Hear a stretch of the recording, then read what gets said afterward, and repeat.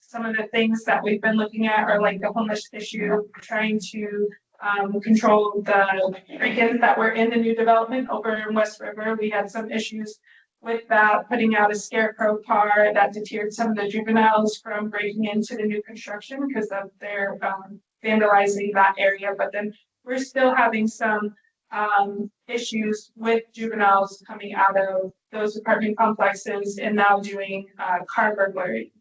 So that's over the past weekend, we saw a little influx of that, and let alone the residential burglary of the new construction that Mr. Jim was talking about. So along the lines of the alleyways, I have our units also addressing some of the problems with the alleyways. We have seen people just loitering in there. I talked to code about that, and that is a city property, city right away. So while we can't trespass them from the alleyways, one of the things that they did tell us was that we can have them come out, code can mow, they can clean it up, but we would just have to identify which alleyways are accessible to do that and how we could work together in order to clean and deter. Every day when I drive up to work, I come off of Armenia, look down those alleyways that we have cleaned up, and it has been working. So we would want to continue to do that and prevent some of these break-ins. With that being said, the crime in the area outside of those things has been pretty low for this journal, West Tampa, which is a good thing, and we want to keep it that way as they're building the towers and all this new development, and they expand the river walk into this area. So I would like to, outside of my introduction, give it to you guys to ask me questions and then understand what issues that you have so I can jot them down and then come back and work with you with that.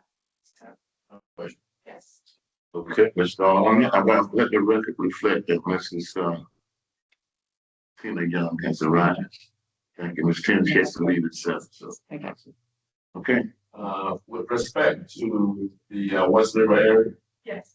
Do you guys patrol in that area often? We do. We have units that are designated for this area particularly, and then we have what we call our community oriented police officers that also come and handle some of the issues that we have. So yes. And the crime wave that you have noted, are they within or without? Are they coming from outside or? No, they're generally coming from within.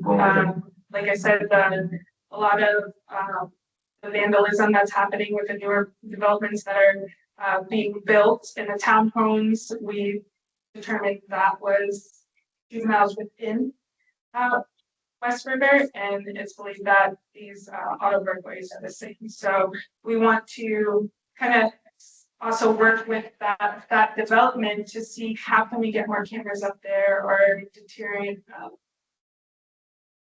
how can we deter the crime from happening in that area? Have you guys made any arrests or just speculation? Man, yes. So in the vandalism of the townhomes, we did. This is the new town. The new townhomes, yes. We ended up making arrests, but then some of those kids were little. Some of the smaller kids too. So negative influences, and then we could prevent. Give them other opportunities like we did at the back to school nights or the late night activities. Yeah, we have a lot of activities scheduled throughout the year. West River for even this Saturday there was the event, and secondly, we also have a mini park all the within the area. We have the master plan of different green space activities that we are laying out. So we have a park overlooking the park. We have obstacle course, similar to what you have with NFL, Columbine. We have the reconstruction. We have West River Square where the events that just happened this weekend. So they have a night theater outdoor. people were sitting on the side of it. So, I don't know if that's, but the control that you guys go to make, they know that there's a police presence. And we have, That would help. yes, and then we have the scarecrow cards, and we would like to move them in different areas, because once they hit one particular area, they know that, Yeah, hey, it's just- that card's not moving. So if there are areas that you'd like us to move them that, won't be in your way, we can also work together and check I'll that. help you get your card. Yeah, and enough business cards for you all. And David, Mr. Alonso, That's it, thank you. Mrs. Jones. I just share my screen, don't do this way. That would be me asking. Let me turn my camera on. Oh, because I know you said younger kids.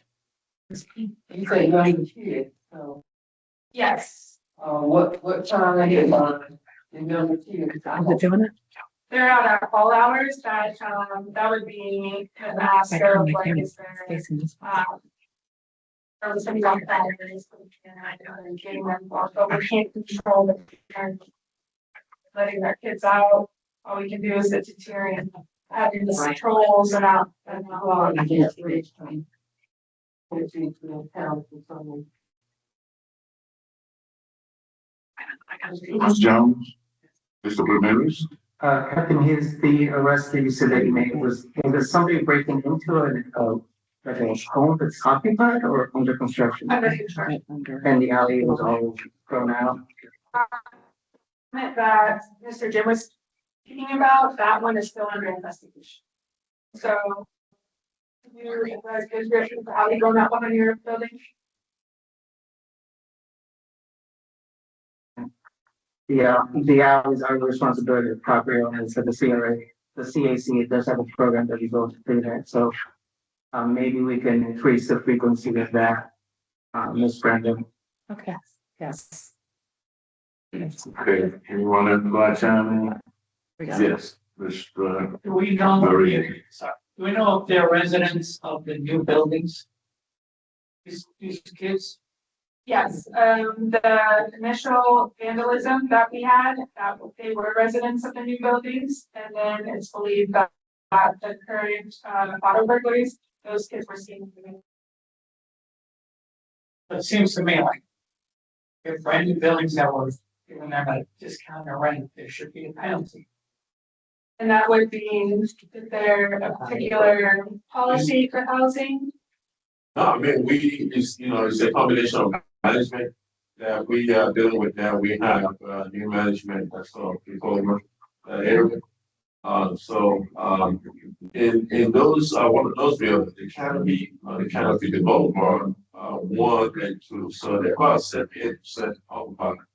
So we weeding out the biometric homes, get them out and, with new management, so they clearing out the area. So unfortunately, that's the last thing you would expect from the redevelopment, but Right. you never No, know. it's a privilege to be there, so Yeah. I should, yeah. Ms. Maloney. Yeah, there's programs like Parent University that could take place in the building in the evening and one of the meeting rooms. There's a couple of space in the buildings. And can you compel the parents of children who are injured to go to these meetings or to, and then are there ride-arounds with the kids in a police car to see like any of that kind of stuff? Like that would be maybe more engaging for the kids and more impressive for them to see, like what can be the bad effect of, bad behavior. Unfortunately, we can't compel the parents to attend them. That would be something, it will be a court ordered, program that if the juveniles were, qualified for that program, and then you guys work with the courts to get that program in the court system, then it would be part of a learning process and part of their education. Yes, and then. So like, would that be a county responsibility to create that ability for people to be, compelled to, and It would probably be an idea you would have to bring to the juvenile court system to see if it's something you could add to their programs. When they get that sort of, discipline. And as far as them writing, there's liability issues, so there's an age requirement and a background, they can't come with us, we could get into any sort of problem at any time. So it's, other than us attending community events and getting education, that's what we're people. This is John.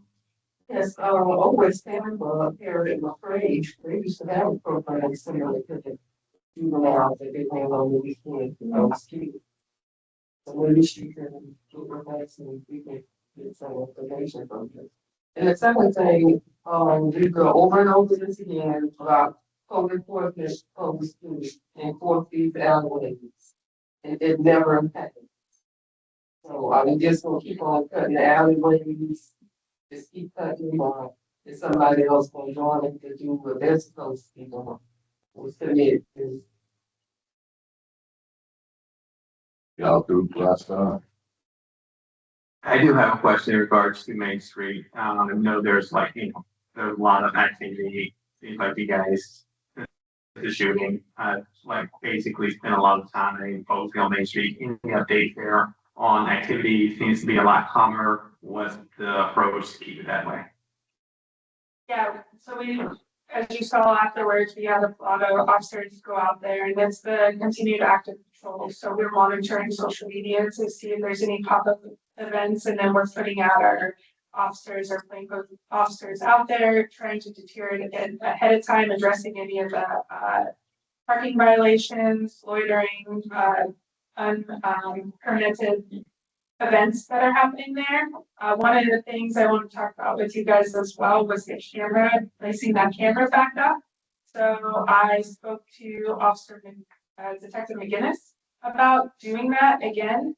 And that would just settling on a location to do it if we want to keep it in the same area as it was before, because right now we have that trailer cam that's out there. That's only going to end up being temporary. Once they need it for something else, we may lose it. So the quicker we can work together to find a location that's beneficial for the Main Street area, to put the camera back up, we'll be able to get that working. It was my understanding that Tico took it down.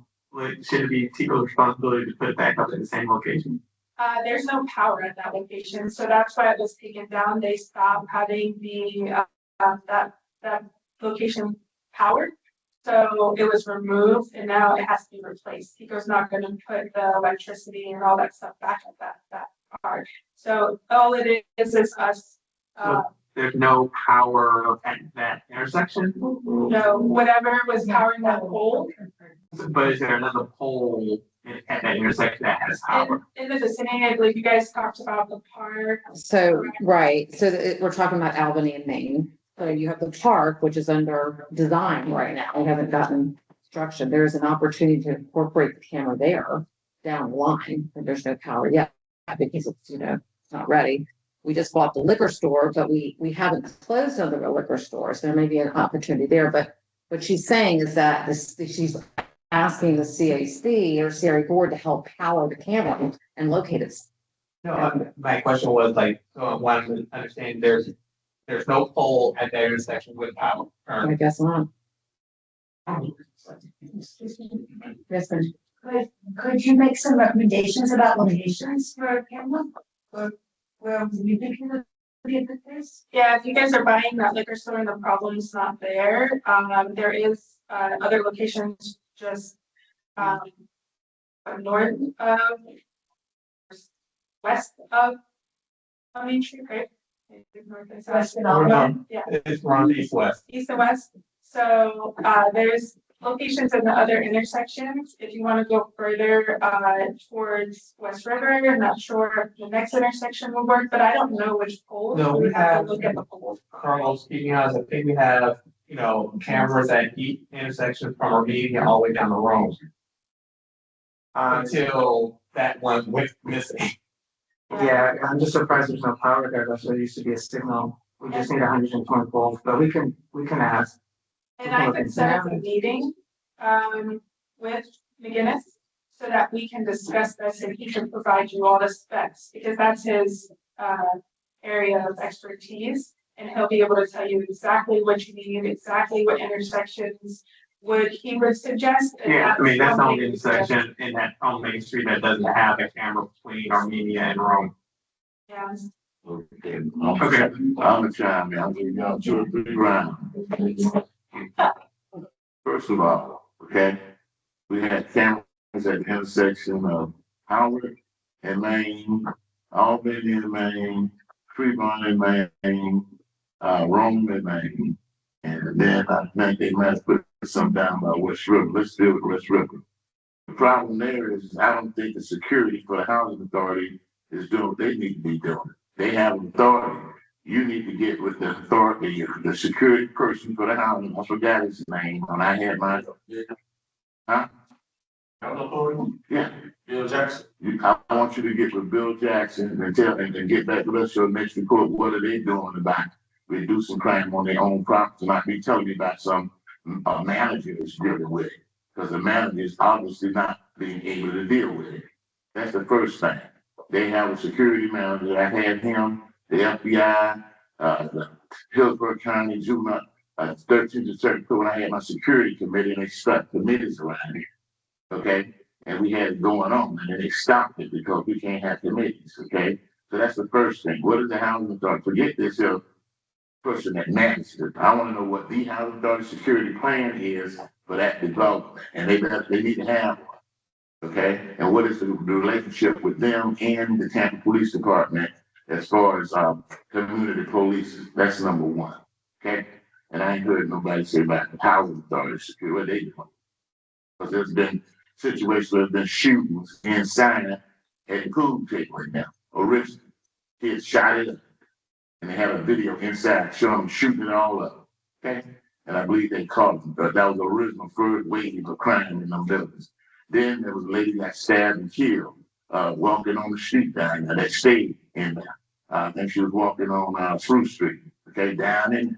Okay, then we had so there's been incidences down there. Okay, I don't forget them, and I just want to bring them up because they're not fully built out any of the parks yet. They haven't fully built out the obstacle course. That's under construction. What's happening is they got those townhouses that are being built. Now those are the ones the housing authority is building, and you would think if it's their buildings, I believe on any construction site I ever worked on, you have the security for their construction site. So where's the security for their construction site? Okay, so when you're building buildings like that, and you're building a large development, you use the high security company to have to be there. We're doing something right here at Ray Farm. It's fenced off. Usually it's fenced off. They broke through a fence. Was it fenced off? Don't get me started. Okay, so I'm gonna leave that alone. That's a housing authority issue. Now the problem is we love the housing authority, Mr. Long. It works for the housing authority. I don't know if you know it or not. So the issue is that's why he's here, because if we have these issues, we love the housing authority development. They've been like great partners. We want to keep that long-term relationship, but it appears that they're bringing in an element and they can't control it. So we need to bring the issue to them. Okay, we need to bring the issue to it, call it what it is, because we brought the issue to it when gunfire started erupting inside the building. Okay, and people giving us statements that have been robbed in the elevators. Okay, and all that. We found that some of that was true and some of it was not. But it ain't our problem. There's nothing we can do as a city. What we do is we can add additional funding to the City of Tampa Police Department to increase our innovative policing called community policing. And that's what we can do. So if we need some additional funding for innovative policing to deal with a new development that can't control itself and control its tenants, and let us know what that innovative thing can be for us. You got me? I can suggest if you would want something like that, working with their active duty office and having. Well, I'm just not going to, it's not going to get resolved now. I'm just throwing out to you what we can do. Okay, is we have funding in our community plan. If we're allowed to do innovative policing like they do in Ybor, and we at one time we developed a whole innovative thing for West River Walk and everything. Okay, but they shut us down for committees. But that's one thing we can do. And we're not police, we're community people. You guys do that for a living. Y'all know about how to make this place safe. So come up with something innovative, working with Mr. Jackson, because they don't seem to be able to control them kids that's running wild, okay, because they can't stop their parents, okay, and if they keep voicing around, they're not going to be able to go over there on Martin County. We're going to Pasco County, Polk County, and everywhere else. So they're closing the Jack Center. So they need to really think about who you want to get out there and act the fool and be a juvenile criminal around there. The other thing, so I think if you could work on that, come up with us back, with some kind of innovative, at the top of Bill Jackson, their man for security for all the housing authority, and just see what they got. And also, what works, because I know that the U.S. Department, the Justice Department, they have what works. As I've seen it when we're doing this money, we have they have what works of different programs throughout the nation. And it's got to be something in there that we can use and model for what we got with a new development. I don't know if you're familiar with that Justice Department website that talks about all of the innovative, you know what I'm talking about. I'll look at the. Okay, now the other thing is, so we can find that cameras. We're the ones that put the original cameras up there. We paid for them. They went through a iteration, and our goal was to have one on every intersection between actually Main all the way down to Boulevard was our goal. I think we ended up. Now here's the thing: what popped up like the cameras. They went through a phase change where they had to change the card out. That we have to be paid for that. We're paying for them cameras right now. The CIA already is paying for them cameras right now. So if we're paying for those cameras right now, your police department, of course, is running them and managing and all of that. And then when I asked, well, when we're going to put it back up, they're like, there's power on those, okay? People got power all up down Main Street, work for Tampa Electric Company. I'm an engineer, okay, they have power. It's just not power that they want to give us free and trade it with a meter. Okay, they want us to pay for it. Well, we pay for streetlights. Well, here's the catch. If we say, well, that's the intersection needs a street light, they gotta have power for the street light. So maybe we need to tell them that needs to be lit up. Because why? The cameras now can be put in the street light. Okay, that's a way that can be done. We don't need to set up cameras, a separate old school camera. They got them now. And Miss Washington, who is the expert on lights, knows about it, and I know about it. And I believe the camera that's on Fremont and Main is one of those sites. It's in the light. So instead of us going through this archaic thing of putting a camera, let's tell we want a light. And by the way, while you put the light, put the camera in the light. So we solve two problems. We get lighting and a camera. Right. So that's the kind of innovative policing I'm looking for. You got me? And we got money for that. Okay, now, that takes care of the camera. Now, how much does a portable unit like I see sitting? Now, I appreciate that big time. Putting that there was ingenious. How much do they cost? What's the raw cost? Okay, get back with me on that. We might want to buy one, okay, and move it around where we want it to go. Okay, that's the elevated police. Okay, I'm trying to tell you how to go. Now we got money, we buy them. Buy 2 or 3 of them. Let's put them around. Okay, y'all want to play that game with the house car can control the kids. Let's put them around. Okay, somebody want to borrow from them. We'll just sit around. Police will love that because the more y'all have them, the more y'all like it. I see them all the time. I did the bus game. I see them every time I go to Walmart. They're sitting there. They can put a light on top of it and pick it up and move it somewhere. They love those because they work. I mean, the Scarecrow cow is good until they find it's just a Scarecrow. Okay, I wish the Scarecrow car had some type of camera on it. Okay, but it don't have the necessary power because about right. But the other ones are battery powered. Okay, maybe the Scarecrow cow need a solar power one, and maybe it'll catch something. Okay, because we had a shooting. Because y'all want to talk about this crime game, we had a shooting down there at the park right across from Rex on the river. The guy shot at his family and he ran off on a BMW. Guess what caused it? The camera at Rome and Maine picked his tag up and they were there to chase it. They wasn't a flock. It wasn't flocking nobody back then. Camera picked, I don't know if the cameras are flock cameras or not. They would need to get flock cameras. But anyway, it picked him up, and they followed him. They picked him up on down. When he got behind, they was there to get his tag and made an arrest. Because he thought he had got away at 2, 3 in the morning after shooting at homeless families that were living in the park right across the river on the river. And caught because of them cameras we put up. But them cameras have got done what they're supposed to do. So that's why, I say, let's keep it going with the cameras, but give us some pricing on what one of them costs. Who to add to the meeting, so I can get that started, because that's something I want to do fairly soon. Who would be what, excuse me? On the meeting with, McGinnis. It would, What team? we'd work it through. We work it through, And it'll be here. Just come right in here, just. she's talking about meeting to get the Yeah, cost and the just, legwork. so we could talk Mhm. about placement, all the stuff, all the. Well, we're not expert, we would like, you guys get together. Well, we need you for placement. He needs you guys to be on the meeting so that we can. Well, then we'll just have to come Well, in at a meeting, at a presentation, Yeah, do it here in the sunshine. Because they have to We be, can't have some meetings, so, in the sunshine, it would have to happen in this format unless it's just staff or one person that you appoint to do something like that. Yeah, is there an option to do a staff first, so we could just go ahead? you mean with the city staff? Yeah. Sure. Yeah, we can Oh, meet up. absolutely. So we could do Yeah. that first. Yeah, let's do that first and come up with the Yeah, let option you guys and then come up, bring it yeah. back to Yeah, the bring it back CAC. in under the innovative policing thing, and I gave you some ideas of how the innovative it could be. And I can talk to him. And then I'm also concerned about when you have a construction site and you fence it in and put that sign up, there's a felon horsing around over there, but it ain't posted. If it ain't no fence, then it ain't. So they need to be fencing their property in and then posting it with the sign that says a felony, okay? That's what I see.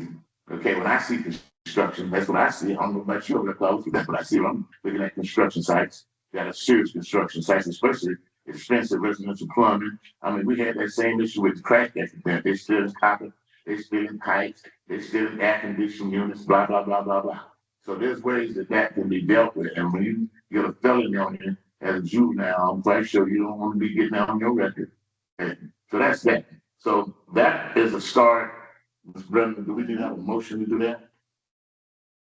I mean, you can if you like. I mean, I know, I got the direction. Well, let me ask the committee, then around to compel, we make a motion that staff get with TPD to come up with an innovative police plan based on our conversation tonight. I'd like to please that. Go ahead, make the motion, Mr. Long. I'd like to move that we ask staff to get together and come up with an innovative policing plan to present to us at our next meeting. I don't know about the next meeting, within the next, I say the next couple of months. Okay, fine, but we're coming into Christmas. I know that, I but, mean, I think that. okay, you can say that, and if they don't do it, they can always act on extension. Later, but I think it's You urgent. making a motion, go ahead. Yeah, I'm urgent. I'm moving that we ask staff to please come up with a plan for innovative policing for the West Tampa, West River area. Okay, is there a second? I said, Okay, the second by Mr. Bobby Wilson. Wilson? Is there any discussion? All in favor, say aye. All opposed, say. Thank you very much. So anybody else have more questions? So we gotta get back to our agenda. Yes, ma'am, Ms. Jones. They were concerned about the police, but they think they can mask. The police was still in the spotlights and they think it's just sitting there when they constantly to get them to move out of the area they're in. And I just want you all to take this as a delicate situation, because a lot of people on Main Street think they're getting punished, but people who come from outside to solve trouble, and they have to bear consequences. I'll address it with Keep my that staff, in yeah, mind. I'll address it with my officers. The last shooting, I believe, was East Tampa nonsense coming over here. Okay, and I believe we required in the process of finalizing the liquor store. It was approved by City Council, right, Mr. Warren? It was approved, but we have not closed all the. Well, it closed, but it was approved Yeah. to go. It was to close. approved to move forward and we're in due diligence and then it'll close. So thank you so much. You got another car? You- You only got one car now? Oh, yeah, okay. Thank you. No, you don't have to be trying to promote it on that. Okay. I'm driving to the police and, I can share. okay, the other thing too that I noticed that we need to do, and I haven't done it yet, because I've been dealing with my own issues. But I need to walk at night down Howard and down Main, and we have a lot of lights that are out. and it's purple. So we need to go through and make sure that our lights, not that shout out that aren't working are working, especially around that post office body. The one by the post office, I'm telling you what you got in your backyard that they put that at. Oh, okay. I know that one working. We got pictures of that. there's one at, But then once you go to the next street there, what is it, Chestnut, is it Chestnut? Then it's on. I'm talking about make them the pedestrian oh, lights. Main. The pedestrian lights. Okay, so it needs to be dealt with. The lighting needs to be once again. And then I'll get the pole number, make up a list, Yes. give it to you and tell Chico to replace the light. That needs to be done. It's degrading, okay? Officer, thank you anything else? Thank you very much. But I do notice I don't smell the weed no more when I come down Main, so I know something happened. That's my test to see a crime going down. Unless weed I smell when I come on Main and Main and Main and Albany, then I know y'all doing something. Okay? You're right. Thank you.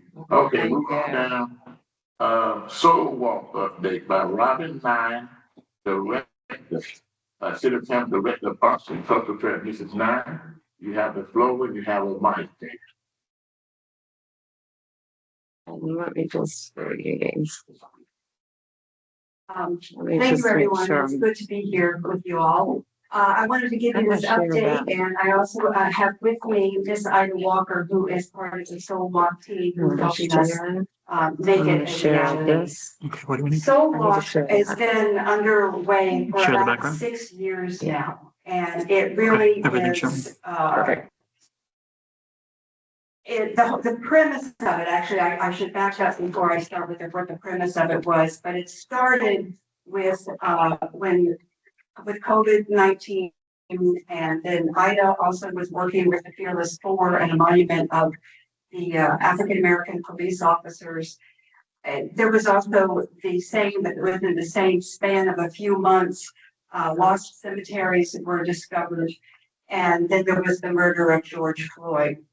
So this really all came together in the sense that what were we doing to pull all the stories and the connectivity of Tampa's historic African American neighborhoods. What were we doing about that?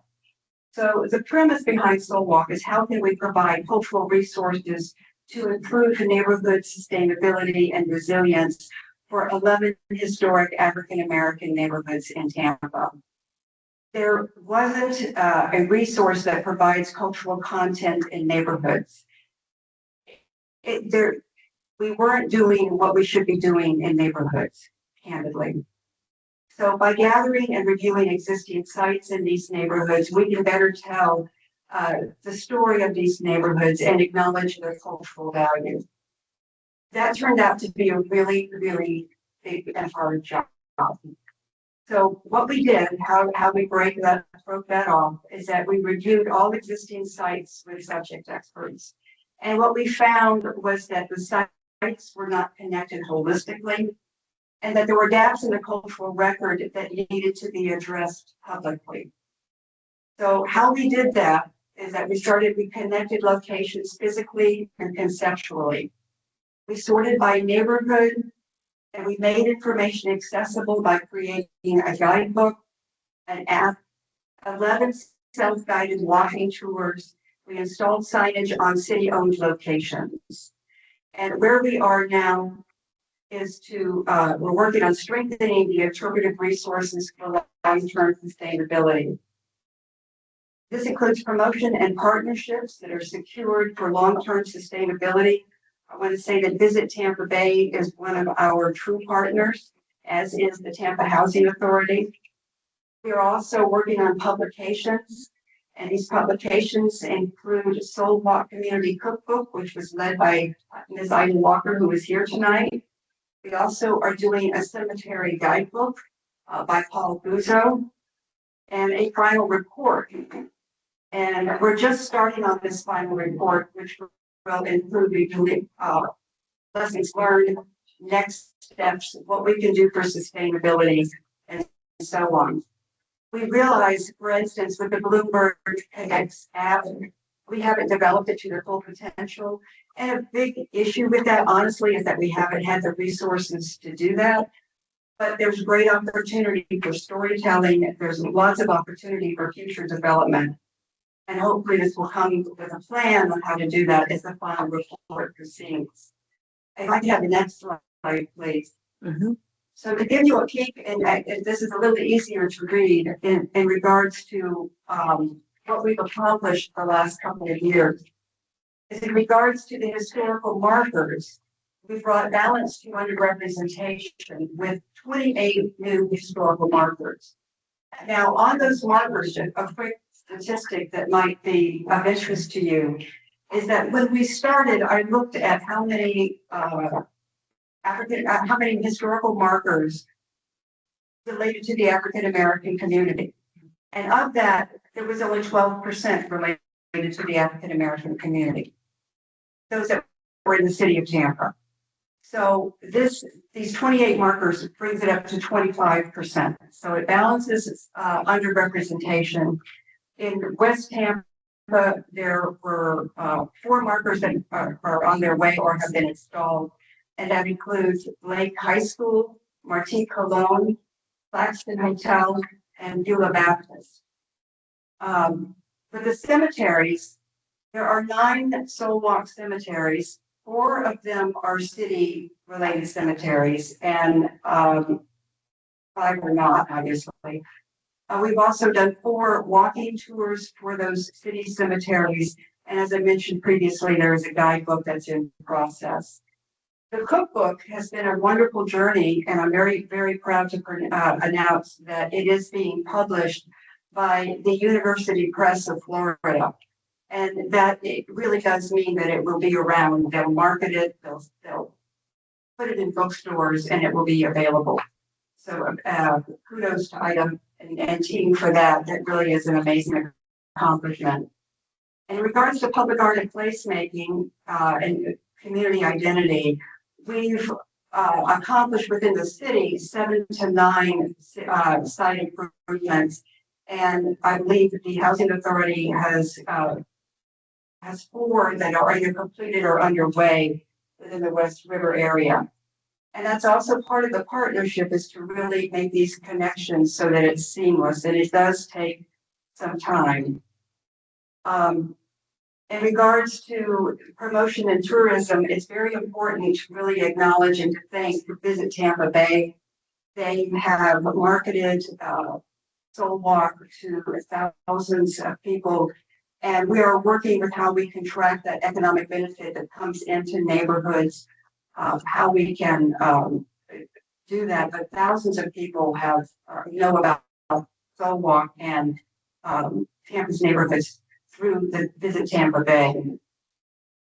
The app is something that will be continuously updated. We are working on those interpretive tools. It's important, I know, to keep it sustainable, to keep it up to date. And it's a bit of a challenge with staff. It's just 2 of us. So it's a lot that to keep up with, but it's very, very important.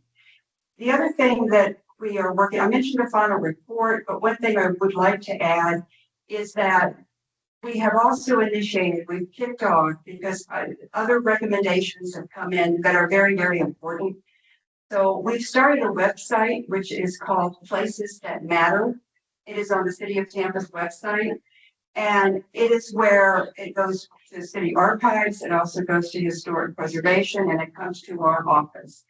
And if you have any places or suggestions that you think are important in neighborhoods, the whole point of this website is to understand what places are important to the neighborhoods, what matters to them in their spaces. I think one of what's really critically important about Soul Walk is that the whole methodology of it is changing how we do business in regards to cultural infrastructure. This isn't dropping a piece of public art and saying we've done our piece and then walking away. It's all about really making connections with the neighborhoods and bringing the humanity right to the doorstep. it's something that we haven't been doing and cities really need to do this. I just think it's very, very important. So, that's, I missed you.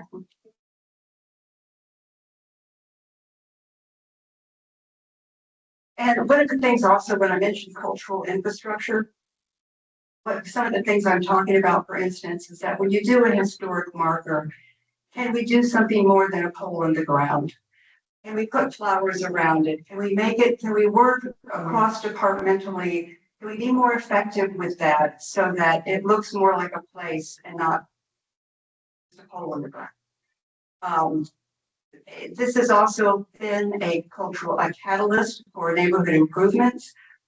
We put a historic marker in one neighborhood and they wanted to turn the adjacent site into a little pocket park. So there's little things like that that to me are the reason that we're doing this. They make a big difference and it's a small impact, but it's really, or I should say small actions, but it's a big impact.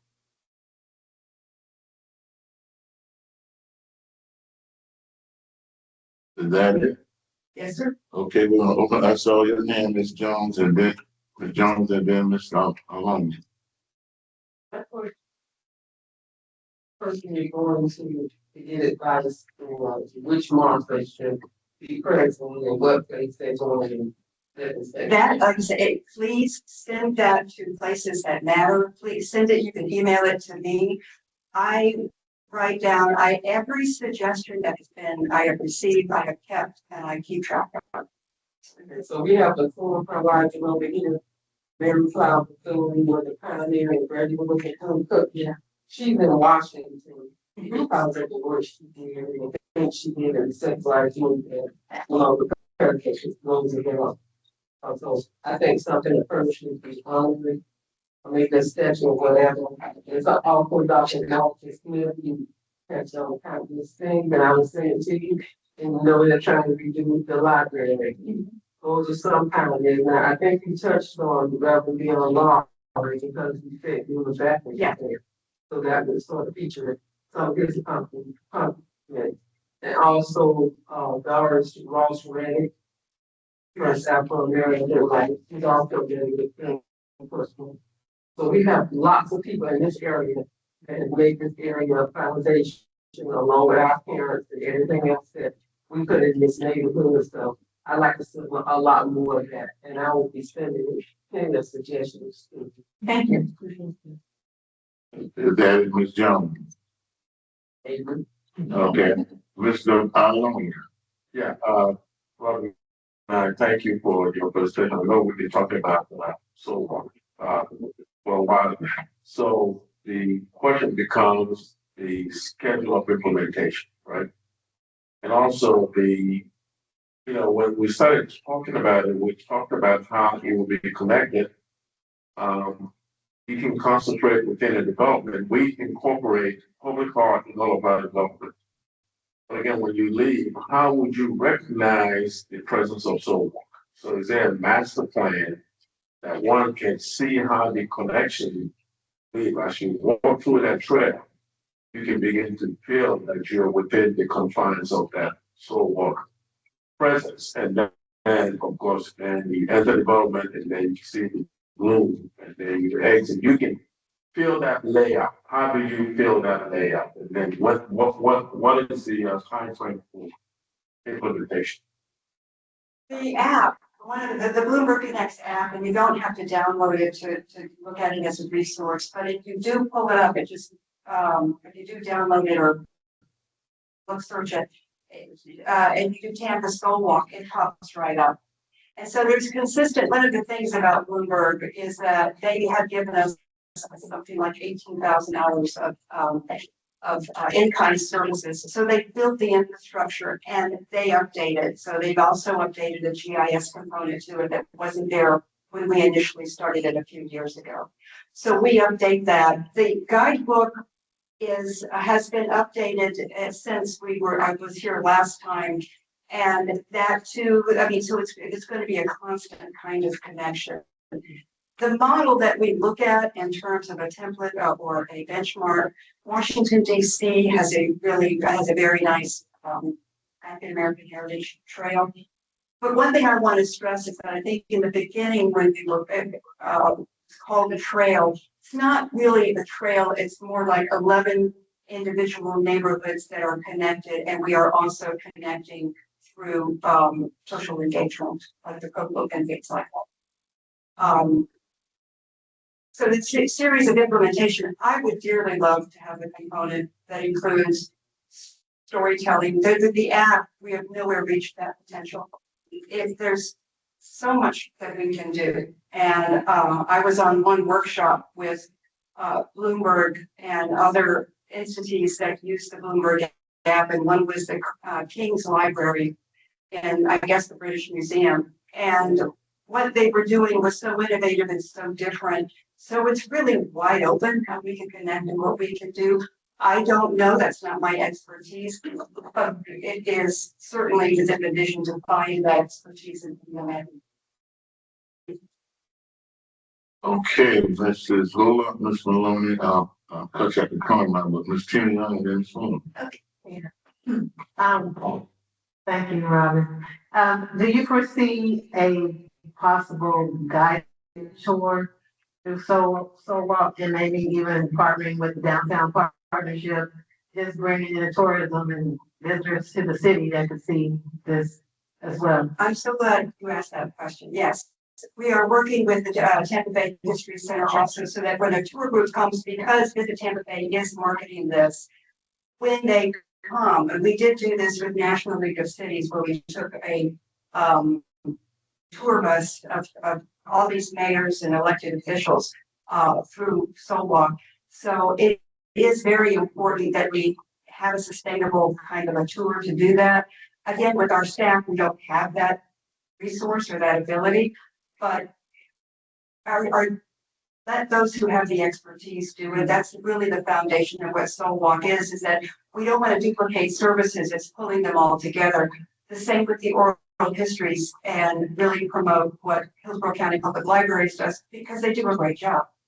So we don't need to repeat that, but we can pull them together and we can connect them so people know that the Saunders Library would really like to have their history. Is that it, Ms. Tina? Mrs. Maloney. Okay, thanks. That was one of the things. Thank you very much for your presentation. It's great. That was one of the things I wanted to bring up was the Tampa Bay History Museum. But when I first moved here like 8 years ago, I really wanted to find out more about my neighborhood, and they had nothing. I called them and I said, what do you got? And I talked to this guy.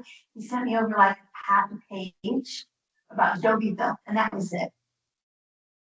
I'm sorry, that's just not enough. And so to be able to call on their resources and the library, like you just mentioned, with the oral histories and the Tampa Theater with the movie, they showed a movie about the Woolworth's lunch counter. I think I had to miss because I think we had a meeting then. I know, but to have there's lots of events that we could do like during Black History Month. That would be awesome to just make it more public.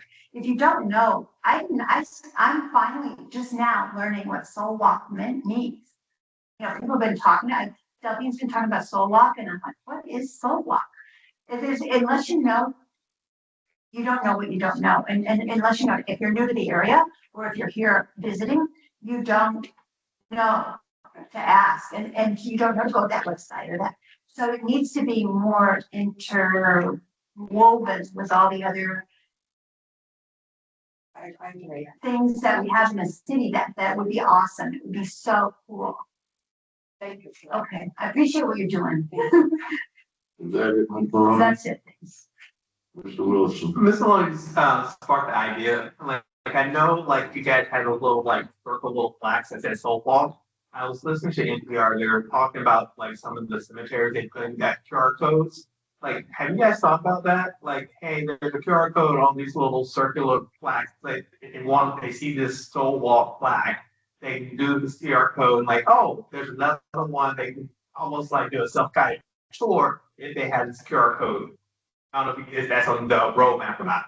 they should be on all of the signages out there. And I do understand that some of the signages, because we don't have the ability, well, again, I know it's gonna go into the final report, because there's a lot of private sites that are obviously not city owned, especially a number of churches, and will they be willing to put a soul walk sticker or plaque or signage on there that has a QR code to go to more information about the history of their church or site.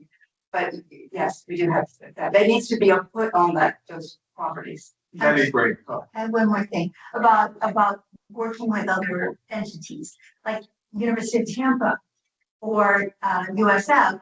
Do they have a professor that is responsible for African American history in Tampa? They do? They do. And we have worked with a number of them, depending on what the expertise. We're working with Dr. Antoinette Jackson on the cemeteries, and we've worked with Dr. Cheryl Rodriguez as well on some of the Caribbean influencing. So it's incredibly rich also, and it's even if we just link to some of these incredible resources that USF has, and get people excited about discovering what's in their neighborhood. Is that it, Ms. Malone? Yes. All right, moving on the other side, I'm gonna chime in. We're gonna move on. Mrs. Jones. Yeah, you said send you emails and different things. How are you willing to work with the public, like one-on-one with some ideas? Because it seems like we're still just, I don't feel like it's touching on all the things that West Tampa represent, especially when it comes to African American. So that's my problem. So I mean, the whole picture is not going to be basically just everything you want. But West Tampa within itself is mega. It's just mega. That's the only way to it. There's so many things that West Tampa represents. So many people. So you have to have input for people who live here. Y'all done on that side? Y'all done on this side? All right, let me chime in with this nonsense. I'm sorry, Mr. It's on, I found it, and then I found the Tampa Soul Walk, it was Tampa Soul Walk. Then it said, get the Bloomberg app, then ask for my password. I don't know what my password is. So on my home. But I pulled up I just said Tampa Soul Walk, and it pulled up information about it. And then if you want to scroll up and hit it, and it'll say, I'll look at your phone later. yeah, just Google Tampa Soul Walk. Okay. Came up Tampa maps. No, there's the Tampa Soul Walk. All right, here's where I look at this, okay? I agree with Ms. Jones in a sense. Black folks, African Americans, you know, no, I'm on both sides. I'm on both sides. West Tampa got an electric mix, but we don't talk black because this Soul Walk, which is supposed to be for African Americans.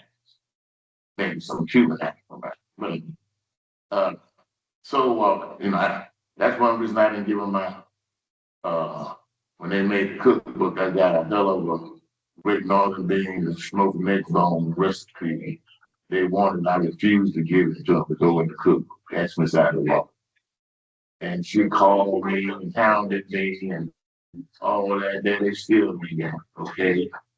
But I'm quite sure when they get a book going and get to be a real book, then I might give up my secret because I'm good at cooking certain things, okay? I mean, y'all know it. And that's a lot of women out here that like my food. But here's where I am with this. We have our community development plan being updated. We need to make sure that we put in there something for Soul Walk. That's the first thing, Mrs. Jones. So it hasn't been done because they're gonna start blending in. Well, we got this thing now. We asked them for African American, Black folks in this plan to be recognized as a historical. Remember that. Put it in the plan. That's the first thing. Because right now it just says cultural. Culture is a whole bunch of things, but it needs to be specific. I'll tell you what. Because we're on the verge of getting the African American Culture Center. We'll be the mecca for Black history in Tampa, Florida, period. Even over Tampa Bay History Museum, okay? Far more bigger place for the exposition besides one wall at Tampa Bay History Museum, okay? So we're gonna have that. That's gonna be over there where the service centers are Rome. It's gonna happen. Uh, Not this month, but next month I'll be passing the mic to make a motion that we consider giving some money to the African American Culture Center that's coming to West Tampa. Mrs. Myers has done a great job, and I know at first I said I want to agree with it, but I talked to the mayor and others. Right now, we're like, okay, she's gotten over the threshold. She's well over 35, almost $40 million raised. The governor gave her 4.8 million. That is a win. That is a way that we can get our African American history told in West Tampa. Yeah, we got a building. It's the African American Culture Center sitting here on wrong. Ain't no way we shouldn't have the Black history of West Tampa in there all over it. That's the first opportunity. So Ms. Nye, I hope you work with the African American Culture Center because it's gonna happen because I'm gonna press that we support, we fund it if we can, Ms. Brenda. Get the attorney to looking at can we fund part of it because it's in there that they asked us 5 years ago. If I recall, during COVID, we were over there at McFarland Park, and I said, I ain't gonna never support it, but we told her about it. Told us we need to put it up there on Main and in Rome. And she said, no, we said, we ain't going with it, but I done changed my mind and get old. And I think now would be the time. She's proven to be able to raise the money. And so, and it's going. And I talked to the mayor, they just don't have the release of the reverter clause, that's a holder. So that's one thing, it's gonna happen. The other thing is we also have in Rome Yard, thanks to our community benefit agreement, we have a 19,000 square foot culture center, Ms. Jones. So we need to integrate in that culture center some of the soul walk because the soul walk's gonna come through it. The only way to get the soul walk to West Tampa, I think, is gonna be on the West River Walk. It'll be the natural transition is what I think the plan is. Where we come there and bam, you stop right there at the African American Culture Center, and bam, you walk across for a few more feet, and you're at our culture center that's going to be developed at Rome Yard, which is going to include the West Tampa Chamber, the West Tampa CDC, blah, blah, blah, blah, blah. It's in the community benefit agreement. We will be developing what that culture center will have, look like, try to figure it out. But right now, it's just going to be a bunch of concrete and 4 walls. And then there will probably be a committee set up to start a fundraising, an actual nonprofit that, I said, city good, you want to fix the cemetery, set up a nonprofit to raise funds like the Tampa Theater and everything else trying there. 501c3, da. That's getting ready to happen. Because after you build stuff, you bring in, and like the housing authority, they bring culture with their building. And so that's something that's going to be happening. And we're going to have this major attraction, this major destination called the African American Culture Center that we need to start thinking about how to integrate it into the Soul Walk project that has been going on now for several years. And I can just see, books in there. I can see, digital display as opposed to static display where you have learning for the kids that can come there to school district, drop buses, learn by Soul Walk, get out when they walk down West River Walk, blah, blah, blah, because we're getting brand new, just Stewart, okay? When everybody said it couldn't be done, it is done. So we're gonna have that. We're gonna have this West River Walk. We're gonna have Rome Yard. We're gonna have all of that. We're gonna have a couple of hotels over there on Main Street, across from, between Willow and Oregon. So that's gonna happen. So I'm saying now that the cultural part of West Tampa is going to be booming. It will be the largest African American culture center in an area, dedicated 50,000 square foot. Going to happen now. And our culture center going to happen, but it's not called African American Culture Center because I'm looking at there probably need to be a baseball museum. I'm going to try to get the baseball museum out of Ybor City and put it over here. Well, if I don't get the raise, put it out there where they talking about doing something. So that's the other thing. So Soul Walk is fine. I mean, I sort of feel like with Jones, there are a lot of African Americans that are in West Tampa have not been recognized. And some of our facilities have not been recognized. But I see, because my vision is that it will tie with the Tampa Bay History Museum and the Record Business Association because the Tampa History Museum, they do the walking tours. So eventually what we can have is a walking tour for West Tampa, because I don't think there's one right now.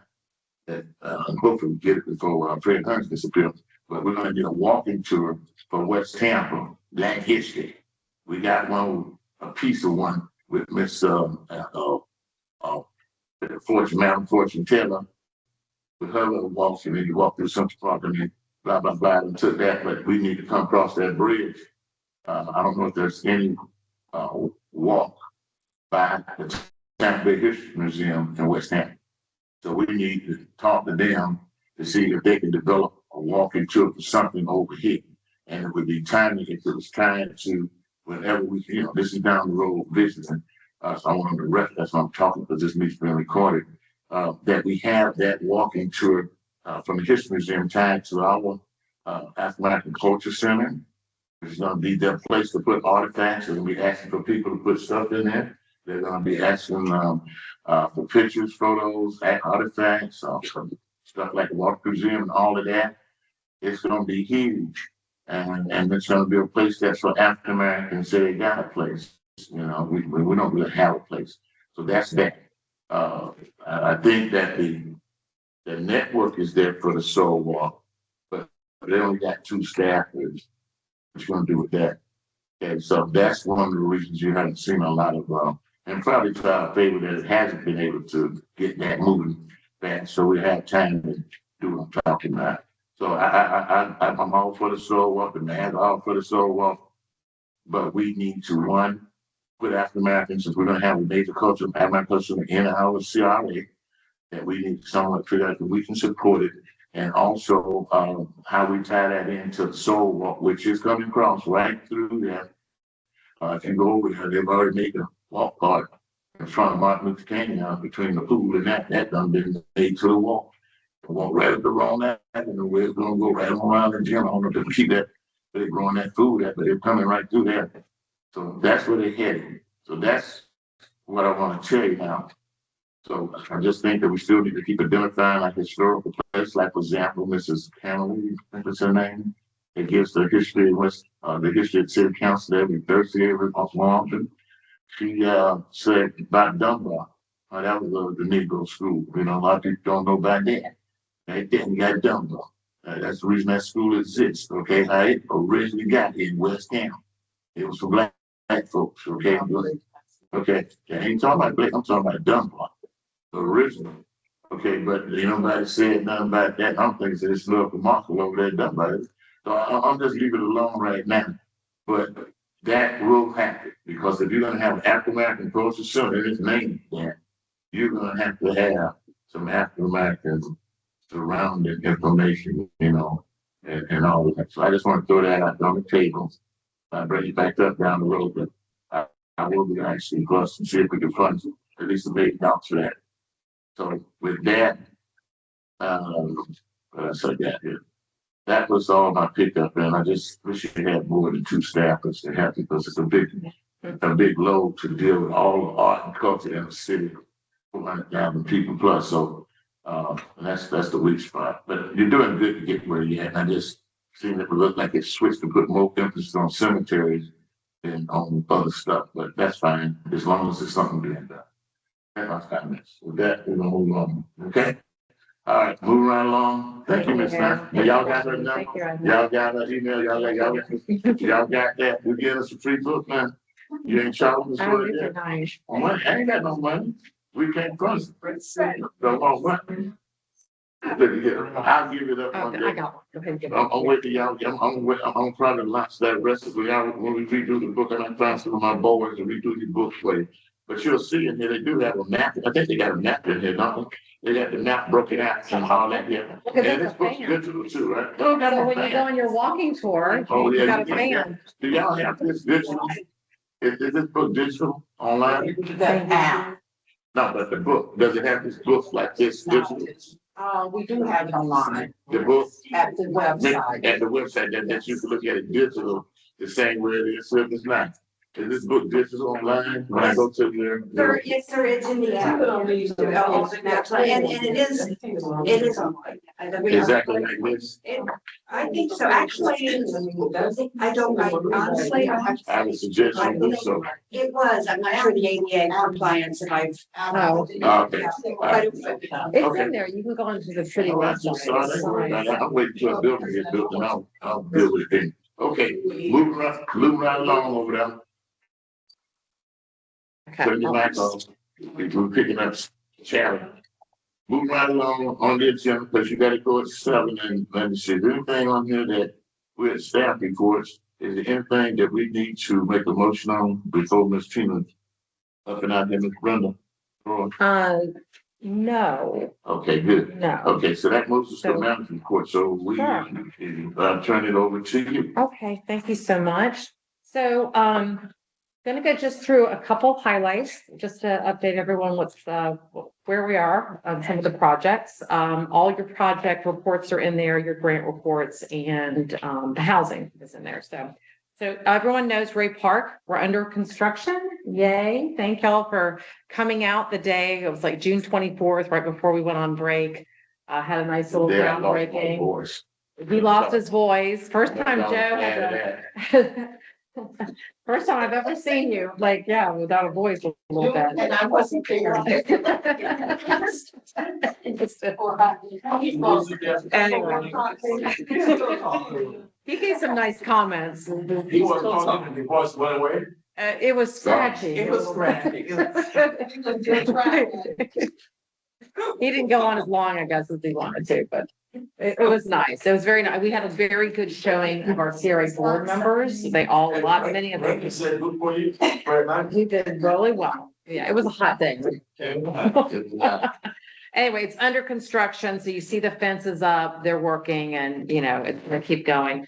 Of course, South Venus is done, we already know that. The purchase of the property, we already mentioned it, 1947, the PRA board unanimously approved it, not even a question. So we're now in the due diligence process, okay? So that can go on for a little while, so they have to do some more environmental, they have to kind of go back and forth and go through that process, but as soon as it closes, I'll let you know. Just so you know, the other house, the blue house on the corner still hasn't closed yet.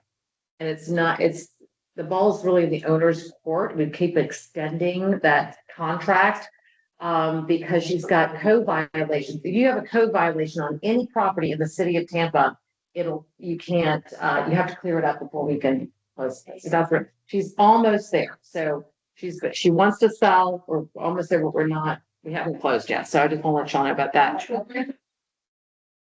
We are under contract and and real estate keeps extending it as. So now I'm talking about the 1947. Yes, We're under contract. yes, we're under contract. At what amount? 712,000. So 700,000 for the property, 12,000 for, up to 12,000 for, closing cost. And the blue one, how much do we get for that? The blue one was, $450,000 for 450 around there.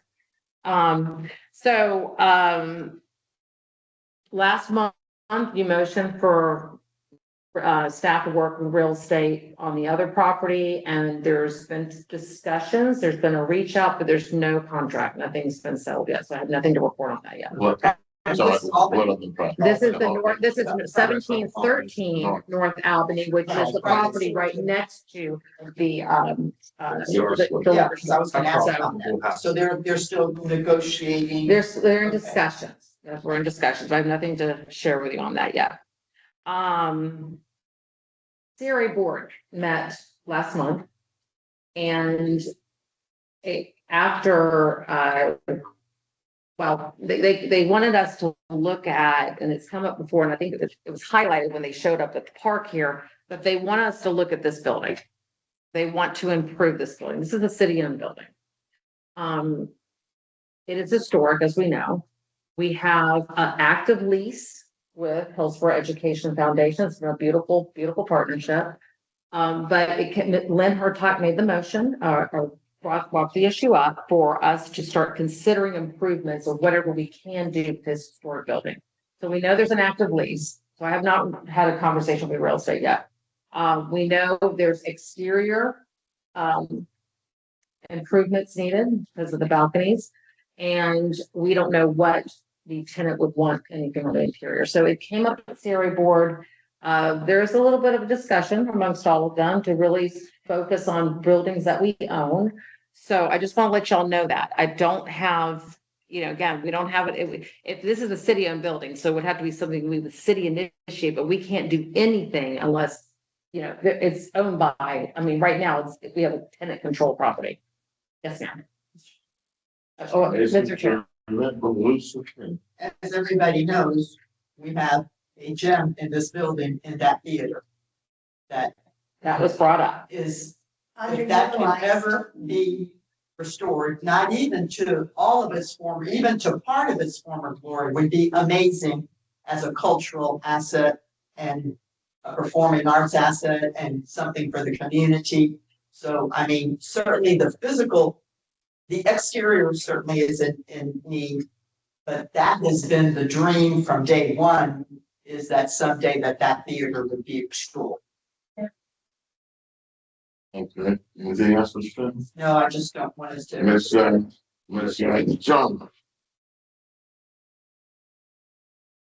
To pay for Say what? bill and about balcony. You don't know what he's talking about? Yeah, that's a cold violation. Balconies and we already get it. Well, does anybody else have anything about chime in? I just. Ms. Thomas, Ms. Monroe. I just want to say before we commit to giving any money, we need to see what the lease says. And Of what course. they're responsible for. Of course, there's been nothing done, no assessment of cost or anything. It's just, I want to tell y'all when CRA board starts to kind of come and present something in a way that they want us to consider, I want y'all to know about it so we decide when and how to put that on the radar. Mrs. Maloney, then David Maloney. Ms. Maloney. Well, I just wondered if we could have a tour of the building. I think that can be Would that be arranged. nice I think to that know, can certainly be perhaps see arranged. what's here, because I've never really been upstairs or out that way or any of the other Right. places. And I think that's kind of where it all started. Councilwoman Hurtak got a tour of the building and got to see the building. So if y'all wanted to do that, y'all know they close at 5. We would have to maybe arrange it before they close. Would that be okay? Maybe we can find a date in the fall to have a tour. It's up to you, Yeah. But I can That's reach what out. we have to do. Again, what are the terms of the lease? As the city, doesn't landlord have They have control. access to the building at other times? We'll deal with that. I just would like to see. Yeah, we'll deal with that. Yeah, Okay. Then Mr. Maloney and then Mr. Wilson. Yeah, thank you for that. I'm actually in support of, bringing this building back to life. Don't let it go down. There's anything we can do to support, the renovation of, buildings such as this. I'm in favor of, reactivating the building, and whatever it is. But in order to do that, we need to understand what is the scope, what is the intention. I know that this is still an active lease, but for how long? What will be the proposed use after the renovation? That has to be part of it before you think about renovation. Absolutely. I remember this is probably like maybe pre-COVID, where the president of the foundation came and did a presentation, and I think they were having some capital fundraising. So when we talked to them about the lease, I think it'd be good to understand where they stand in their capital fundraising. I saw a flash one. Are you done? Yeah. All right, let me chime. So I've been dealing with this building since 1962. All about it. We split dominoes in here, Matter of fact, I got 2 tables out here sitting in my house. I just had to store it. This is a very complex. See, when people sit around and they have these grandiose ideas, it's real nice. But the devil is in the details of getting stuff done. And I advise Cheryl that I hit the nail on the head. There's a lease here. Very, very powerful, prominent organization that's leasing. If you ever look at the people that sit on that 30 some people board, there's a who's who. There's a who's who when you look at the Hills Education Foundation. So I'm actually doing this friend. I want you to give us a digital copy of the most current lease and the amendment and get it distributed to these committee members. That's the first thing I want you to do. You know, I don't think I need a motion to do that. No. So go find the most current lease that's been renewed and it's gonna get renewed about every 5 years or so. Get it renewed, get it over here. So we can look at that. So we can stop guessing what is the requirement. Yeah, that's a requirement. And then one of the requirements is we're supposed to fix them back. Okay, and they ain't done it yet. So get the lease. Let's see what it say.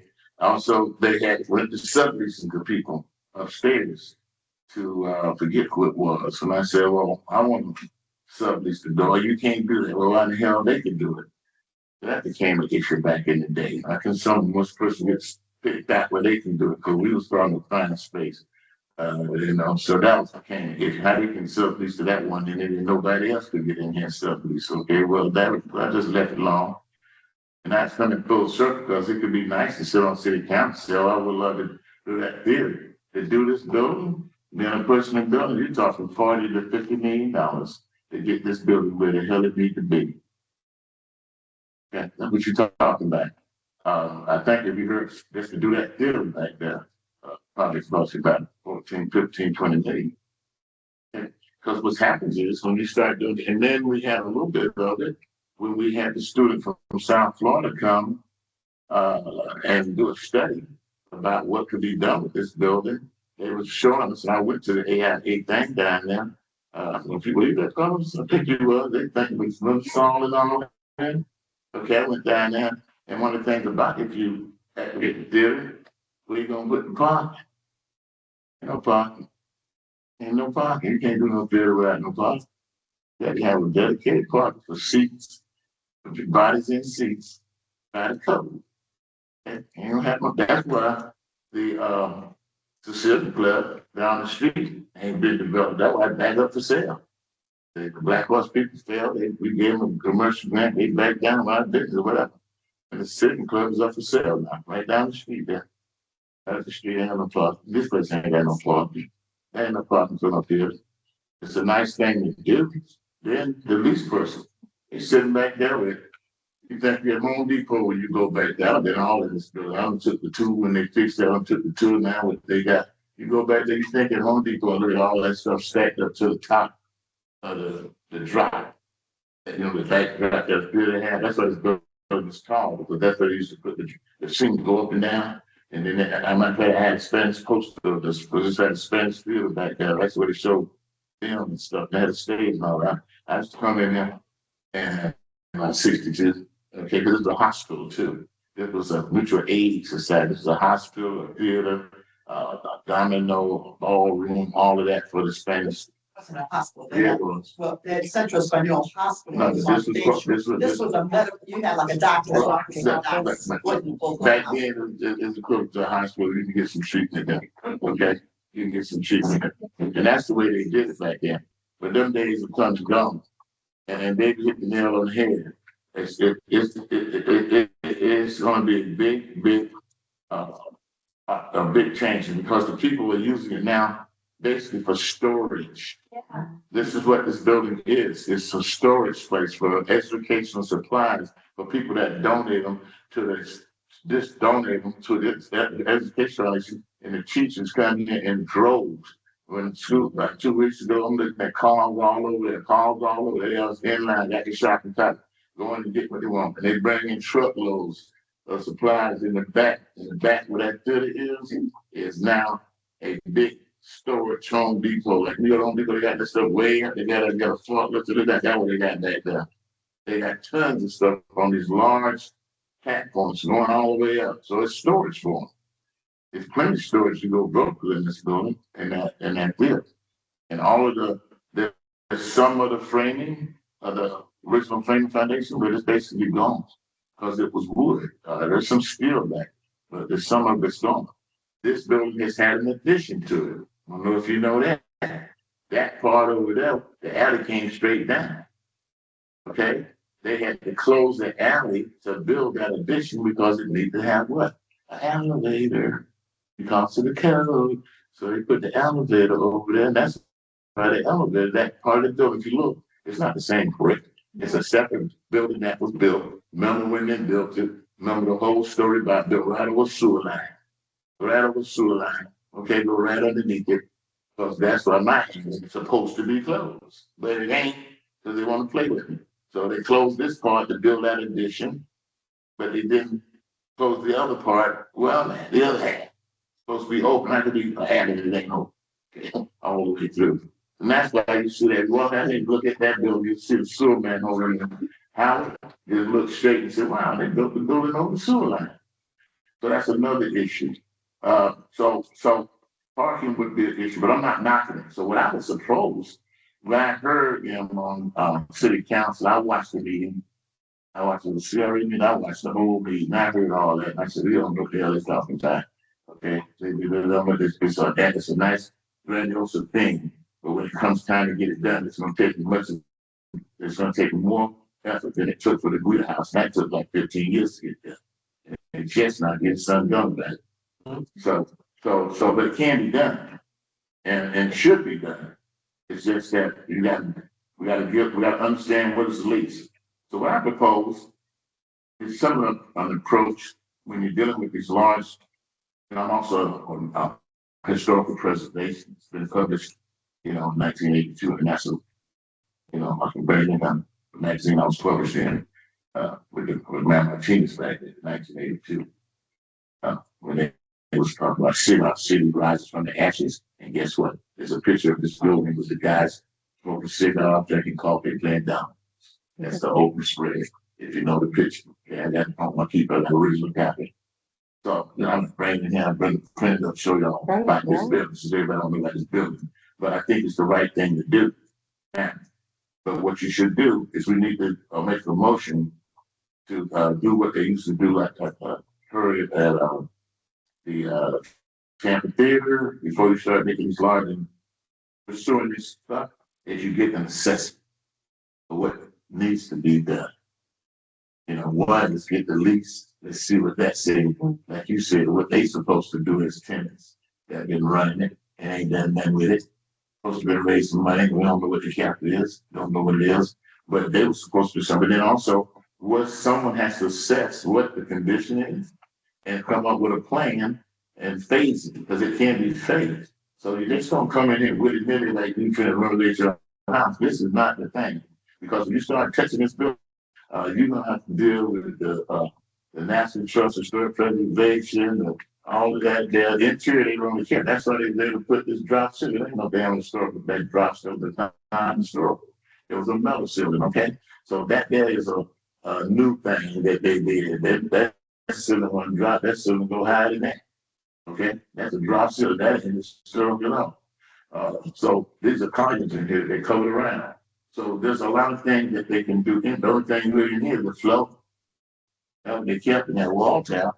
Okay, the truth be told.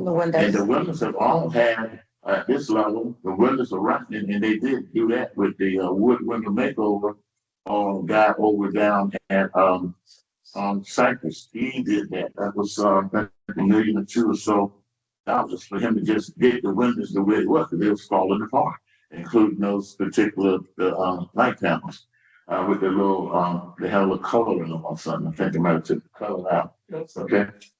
Okay.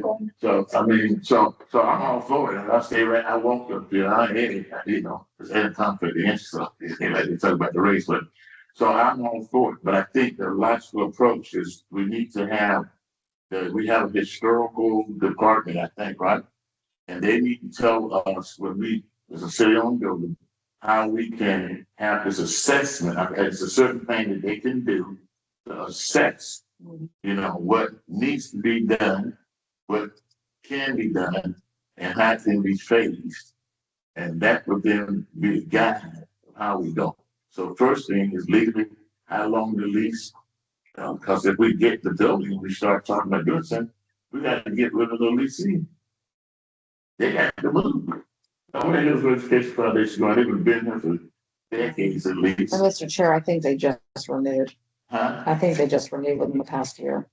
They just what? Who It's decides the city that? of Tampa. They put out an RFP for it and all that stuff. I mean, they've been a good tenant. Well, no, I'm saying, But they have a lease. So in other words, it's usually 5 years. Like, what I'm saying It's is, gonna take us out. Yeah, I what I'm mean, saying- yeah. what I'm saying is if we're gonna do something, they're gonna have to find another home. Right, and they're happy. Okay, and they done got used to this home. But it's a real cheap home if you see what the rent is, $1, I think it's $1 here, but, you know, so that's what you got to look at. Okay, because the urban league used to have this building, the county used to have this building. Kathy Cassie came in there and did $1 million just saved this building back. I don't know this building when Jose Pepe had Kathy Pepe's Kennedy was pursuing this building to put a nightclub there. And so the architect showed this guy from 1970s. I remember that. There's no make a nightclub. No. Yes, Mr.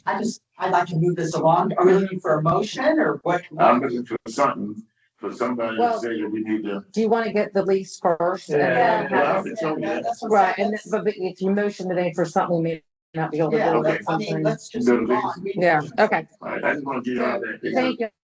My purpose was just to share with y'all what came down Yeah, at and the hearing. here's my thing about that. Okay. The hurricane ain't gonna be here in 8 months. Okay.